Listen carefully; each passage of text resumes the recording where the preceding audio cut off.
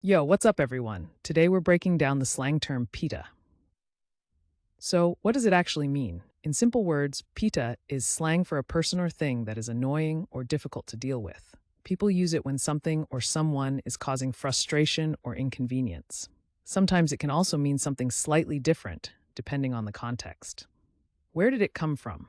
Slang usually has a cool backstory. Pita first showed up in mid 20th century English, likely derived from the phrase pain in the ass. Over time, it spread into everyday talk, especially among casual speakers dealing with frustrating situations. Now let's check out how to use pita in a sentence.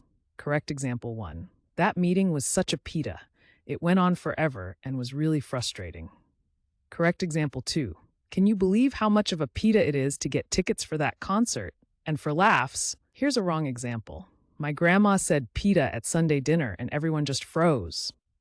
See how slang adds personality and vibe? Using pita right makes you sound natural, but using it wrong can be hilarious. Quick recap.